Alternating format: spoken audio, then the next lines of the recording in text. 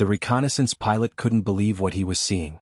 Below him, spread across the English countryside near Dover, sat an entire armored division. Hundreds of tanks arranged in perfect formation. Artillery batteries positioned along ridgelines. Fuel depots, ammunition dumps, and command tents clustered around what appeared to be a fully operational military headquarters. He counted the vehicles twice, then radioed his findings back to occupied France. The photographs he took would be analyzed by German intelligence officers who would reach the same conclusion. The Allies were massing a massive invasion force directly across from Calais. Every detail of that assessment was correct, except one. Not a single tank was real. What the pilot had photographed was rubber and canvas, inflated by bicycle pumps and positioned by artists who'd spent their careers painting advertisements and designing window displays. The entire division, hundreds of vehicles, thousands of tons of apparent military hardware, could be deflated and moved by a team of 20 men in less than a day. And it would play a more decisive role in the liberation of Europe than divisions of real soldiers who bled and died in the hedgerows of Normandy. This is the story of how balloons, painted fabric, and carefully orchestrated theater changed the course of the largest military operation in human history. It's about the moment when warfare stopped being purely about who had the most guns, and became about who could control what the enemy believed was true. Because in the summer of 1944, the fate of millions didn't rest on armor thickness or artillery range. It rested on whether German commanders would keep staring at the wrong stretch of coastline, waiting for an invasion that would never come, while the real assault unfolded 60 miles away. The weapon that made this possible wasn't designed in a laboratory. It was conceived in a theater, refined in an art studio, and deployed by men who'd never fired a shot in anger. Their achievement represents something that military academies still study today: the complete inversion of conventional military logic. They proved that the most powerful force on a battlefield isn't always the one that destroys. Sometimes, it's the one that deceives so perfectly that destruction becomes unnecessary. This deception began not with military planners, but with a question that seemed almost absurd. Could you win a war by making the enemy fight battles that weren't happening? The man who first asked that question understood something fundamental about human perception. His name was Dudley Clark, and before the war he'd worked in military intelligence with an almost theatrical approach to problem solving. Clark had observed something during the early years of the conflict that troubled him deeply. Despite Britain's eventual advantages in code-breaking and signals intelligence, German forces were making battlefield decisions based on incomplete, often inaccurate information. But that inaccuracy didn't always favor the Allies. Sometimes German commanders guessed correctly. Sometimes they positioned forces exactly where they needed to be. Clark realized that leaving enemy intelligence to chance was strategically unsound. If German reconnaissance would inevitably gather information, then the solution wasn't to hide everything, it was to control what they saw. To feed their intelligence apparatus exactly the information that would produce the decisions Britain needed them to make. This required accepting an uncomfortable truth: deception operations couldn't just complement real military movements. They had to be sophisticated enough, detailed enough, and maintained long enough to withstand sustained enemy scrutiny. Half measures would be detected and dismissed. But a truly comprehensive deception, one that engaged every sense and satisfied every intelligence-gathering method, could become more real to the enemy than reality itself. The technology to achieve this already existed, though it had been developed for purposes that had nothing to do with warfare. In 1938, a British engineer named Basil Spence had been working on a problem for the film industry: how to create realistic vehicle mock-ups that could be moved easily between sets. His solution involved rubberized canvas stretched over lightweight frames, inflated to maintain their shape. The results were convincing enough to fool movie cameras at close range.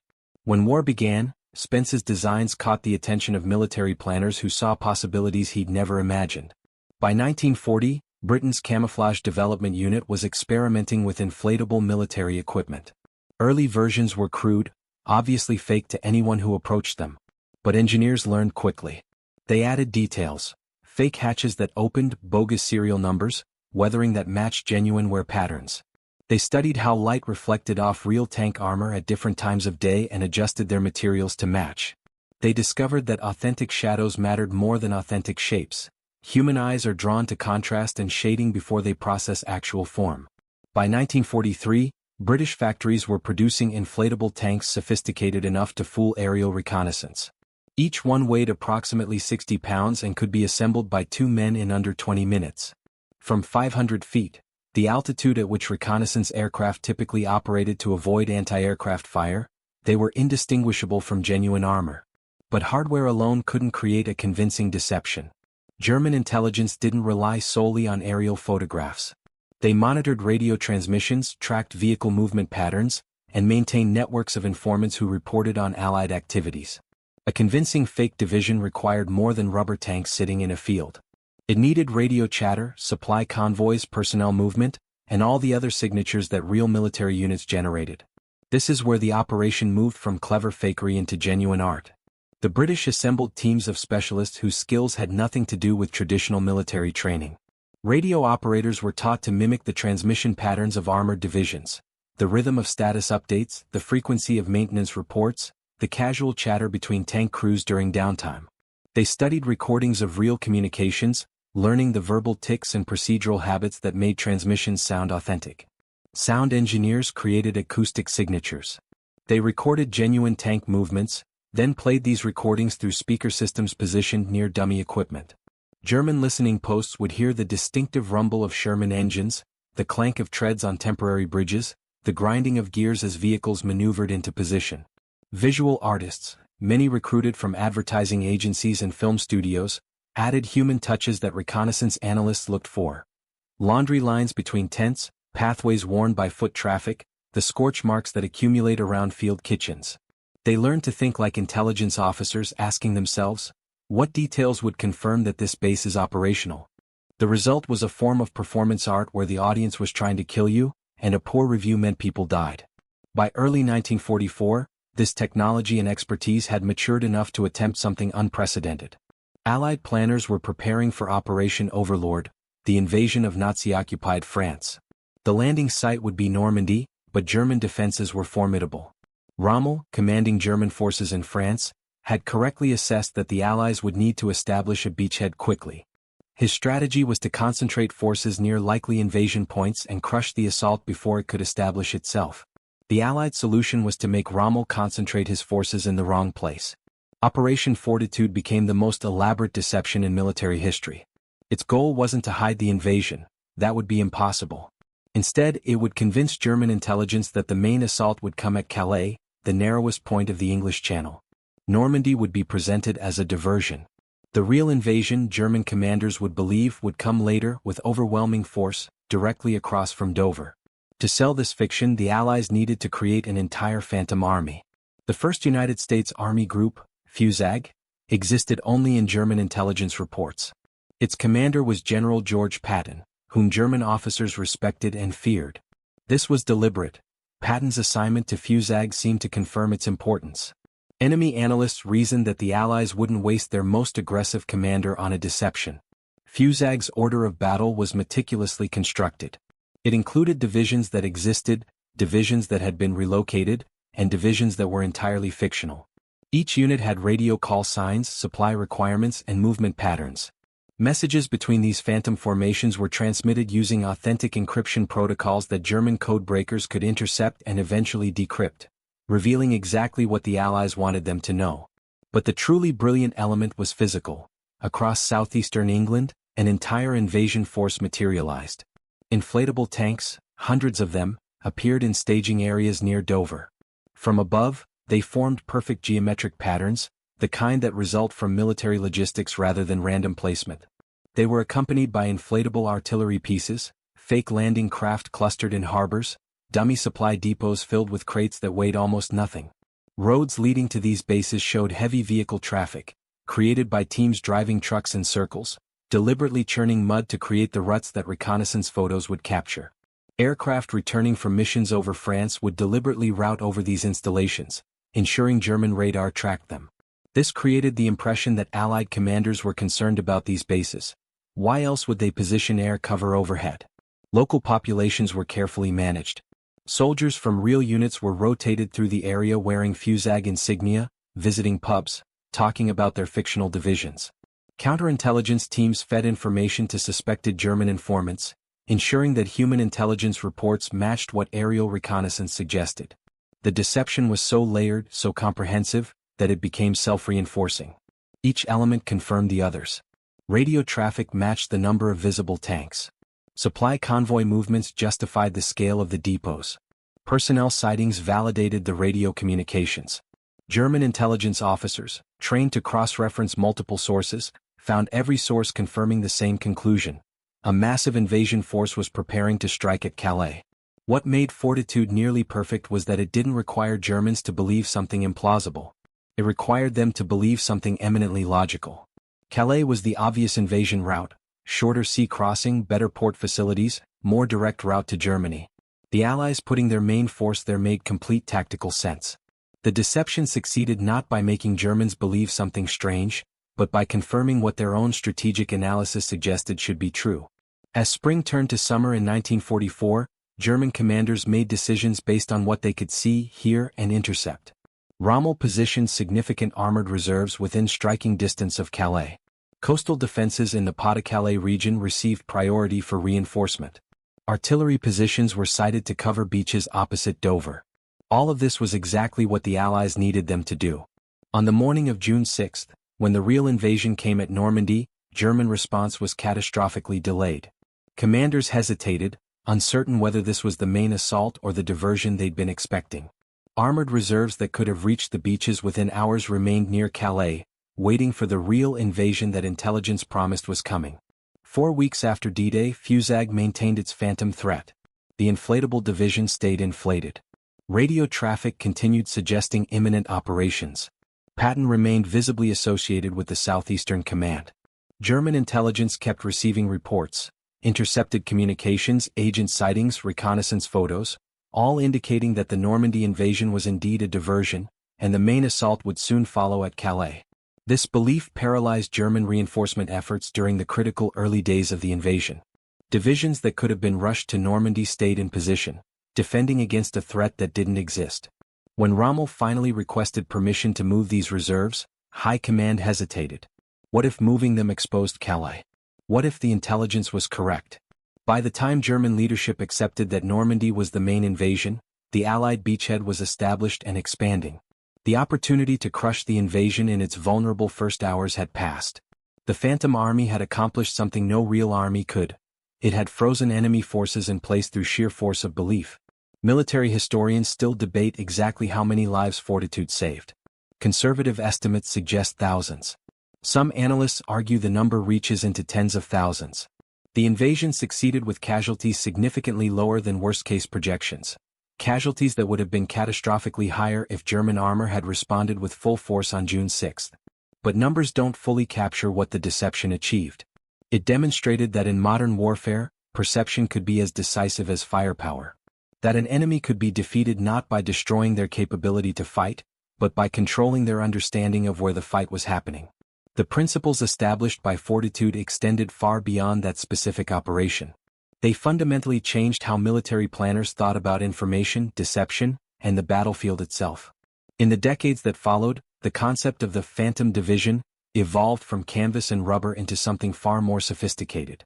During the Cold War, both sides invested heavily in Maskirovka, Soviet military doctrine for battlefield deception, and its Western equivalents. These weren't just about hiding real assets or creating fake ones. They were about shaping the opponent's decision-making process by controlling their information environment. Dummy radar installations made enemy aircraft waste munitions on empty positions. False communication patterns suggested military buildups that didn't exist, forcing adversaries to divert resources to address phantom threats. The technology improved dramatically. Early deception relied on physical props that had to be transported and positioned. Modern systems create phantom forces electronically. Radar reflectors make a single aircraft appear as a formation. Signal generators create the electromagnetic signature of entire battalions. Digital systems can maintain fictional command structures so convincing that enemy signals intelligence can track the career progression of officers who don't exist. But perhaps the most important legacy of Fortitude wasn't technological. It was conceptual. The operation proved that modern warfare increasingly takes place in the space between what is true and what is believed to be true. The side that controls that space, that can manipulate enemy perception while maintaining accurate understanding of reality, possesses an advantage that can outweigh traditional measures of military strength. This principle has only grown more relevant as information technology has advanced. Today's militaries don't just fight on physical battlefields. They fight in the electromagnetic spectrum, in cyberspace, in the information environment where narratives are contested and reality itself becomes a weapon. The inflatable tanks of 1944 were early examples of what military theorists now call information dominance. The ability to control what the enemy knows, believes, and decides. Consider the implications. A modern military force can be simultaneously concealed and exaggerated. Real capabilities can be hidden while fictional ones are projected. Adversaries must defend against both actual threats and phantom ones, never certain which is which. This uncertainty itself becomes paralyzing, exactly as it paralyzed German commanders in June 1944. The ethics of this are worth examining. Deception in warfare is ancient, but industrial-scale deception raises uncomfortable questions. When does legitimate military deception become something darker? How do societies maintain informed civilian control over military operations when the military's most effective tools involve systematic lying? These aren't abstract concerns. The techniques pioneered for military deception have found their way into political operations, commercial competition, and social manipulation. The same principles that created FUSAG, layered information, multiple confirming sources, narratives that reinforce existing beliefs, now drive disinformation campaigns that undermine democratic processes. The soldiers who inflated rubber tanks in English fields couldn't have anticipated this trajectory. They were trying to win a specific war against a specific enemy. But they unlocked something profound about how modern conflicts are won and lost. There's a photograph taken somewhere in Kent in May 1944 that captures something essential about this story. It shows two soldiers setting up an inflatable Sherman tank. One is holding the pump. The other is arranging camouflage netting. In the background you can see a dozen other fake tanks already inflated, arranged in parade ground precision. The image is mundane. Two men essentially playing with balloons, doing work that looks more like party preparation than military operations. But somewhere across the English Channel, German intelligence officers were studying reconnaissance photos of exactly this scene. They were counting those tanks, assessing their combat readiness, calculating their impact on any invasion force. They were making decisions, real decisions with real consequences, based on what those two soldiers with a bicycle pump were creating. That's the paradox at the heart of this story. The least warlike activity imaginable, inflating balloons, became one of the war's most decisive weapons. The soldiers involved never fired shots or stormed beaches. Their victory was making the enemy prepare for a battle that would never happen. Modern military doctrine has a term for this: winning without fighting. It comes from Sun Tzu's ancient text on strategy, but it has never been more relevant than it is now. The most efficient victory is the one where the enemy's forces are neutralized without engagement, where resources are wasted on non-existent threats, where strategic paralysis is induced through uncertainty rather than destruction. The Phantom Division of 1944 was perhaps history's purest example of this principle in action. An army that didn't exist, commanded by real officers, equipped with fake weapons, convinced a sophisticated enemy intelligence apparatus to make catastrophically wrong decisions at the most critical moment of the war. What should unsettle us is how easy this was once the conceptual breakthrough occurred. The technology wasn't advanced: rubber, canvas, bicycle pumps. The execution required discipline and attention to detail, but nothing superhuman. What made it work was understanding that human perception is fragile, that confirmation bias is powerful, and that people see what they expect to see even when the evidence is literally inflatable. Every German intelligence officer analyzing reconnaissance photos was competent, experienced, and motivated. They weren't foolish or careless. They were operating with what military theorists call perfect rationality within the information environment. Based on what they could see and verify, their conclusions were entirely logical. They were also entirely wrong. That's the lesson that echoes through history since fortitude. In an age where information flows faster than ever, where verification seems easier, where sophisticated analytical tools promise to separate truth from fiction, the fundamental vulnerability remains. We see what we expect to see. We trust sources that confirm our analysis. We make rational decisions based on information that appears solid but might be constructed entirely to produce those decisions. The Phantom Army won real battles by exploiting this weakness in human cognition. It didn't invent the weakness that's been present in warfare since ancient times. But it industrialized the exploitation of it, creating a template that every military since has studied and refined. There's a final detail worth noting about Operation Fortitude, one that historians sometimes overlook. The deception didn't end on D-Day. FUSAG remained active 4 weeks afterward. The inflatable tanks stayed inflated. The radio traffic continued. Reports from deployed units kept flowing. And German high command kept believing that the main invasion was still coming at Calais. This meant that even as their forces in Normandy were being ground down, even as the Allied beachhead expanded, even as evidence mounted that this was the genuine invasion, German commanders couldn't commit fully to reinforcing that sector. They had to hedge. They had to keep forces positioned to counter the Calais invasion that their intelligence still insisted was imminent. The Phantom Army held German divisions in place through sheer momentum of belief. Once convinced of something, military institutions find it psychologically and bureaucratically difficult to reverse that conviction, especially when the conviction was based on multiple confirmed sources, all of which continued to suggest the original assessment was correct. This is perhaps the deepest insight from the entire operation. Deception doesn't just need to convince initially. It needs to persist through mounting contradictory evidence. It needs to be robust enough that even when reality contradicts it, the target continues finding ways to reconcile their belief with that reality rather than abandoning the belief. German intelligence did this with fortitude. They explained away the Normandy invasion as a diversion. They reinterpreted evidence. They maintained their assessment that Patton's Phantom Force would strike at Calais, because abandoning that assessment meant admitting they'd been completely deceived, and accepting that they'd positioned forces to counter a threat that never existed while the real threat went inadequately opposed. The psychological investment in being right became more powerful than the evidence they were wrong. Every person reading this should find that thought unsettling. Not because of what it says about German commanders in 1944, but because of what it reveals about human decision-making in general. We all face this vulnerability. We all have beliefs we've invested in, analyses we've built our understanding upon, convictions that would be psychologically costly to abandon. The Phantom Division succeeded because it understood this about its enemy. The men inflating rubber tanks weren't just creating visual deception. They were engineering a psychological trap that would hold even after the deception should have become obvious. That trap is still being built and deployed today in conflicts military, political, and commercial. The tools have changed. Instead of inflatable tanks, we have deepfakes, bot networks, and coordinated disinformation campaigns. But the principle remains: make the target believe something with enough conviction that they'll maintain that belief even when evidence suggests otherwise. The soldiers of 1944 who participated in these operations did something extraordinary. They won battles without fighting. They saved lives by creating elaborate fictions. They demonstrated that in modern conflict, controlling belief can be more decisive than controlling territory. But they also unleashed something we're still learning to cope with: the weaponization of unreality itself. When everything can be faked with sufficient sophistication, how do you know what's real? When deception operations can be layered so deeply that each element confirms the others, how do you find truth? When your own cognitive biases make you vulnerable to seeing exactly what someone wants you to see, how do you protect yourself? These aren't questions military historians typically wrestle with. They're epistemological problems, questions about the nature of knowledge and belief that philosophers have explored for centuries.